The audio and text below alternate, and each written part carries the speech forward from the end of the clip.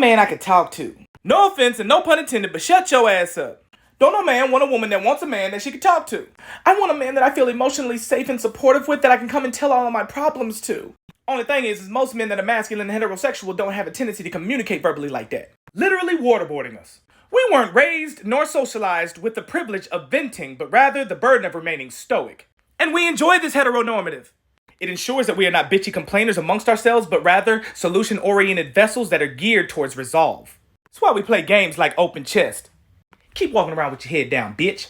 And we've also come to understand by hanging around the women in our life that verbally bleeding to our companions emotionally does little more than put strain on our relationship and add contention where there would otherwise not be. You are expected to at least be able to handle yourself. This creates an annoyance in the relationship dynamic that if a man expresses it will be identified as non-caring. Nah, it's not that he don't care, he just understands that it's futile and a waste of time to complain. Not to mention he'd rather be fucking than fussing any day. In our minds, I got something that'll take your mind off of all that shit. And he also realizes that if you sit here and dwell on that shit, then your intent is to be unhappy. If only for the moment.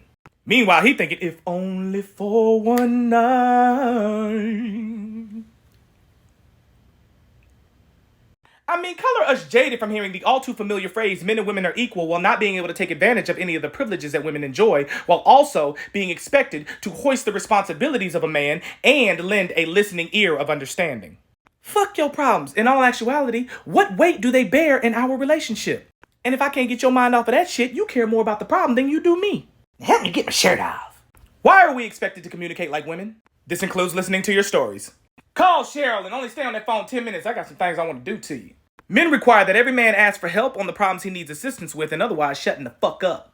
We don't see the home as a place to bring problems, but rather a place of solitude and peace, whether a vent session or any other type of contention. Emotional support has to be the most bullshit phrase ever made by a female. We know what it really means.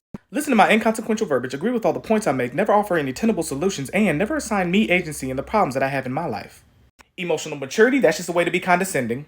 And emotional security just means I want you to do all the aforementioned shit I just mentioned.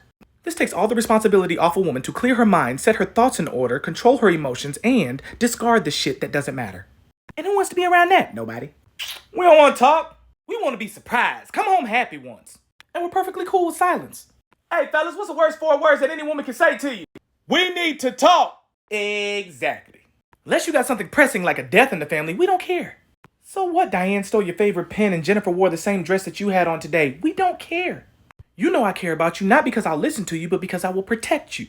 And in some cases, that means even from yourself. Mentally, spiritually, emotionally, and psychologically. Bars.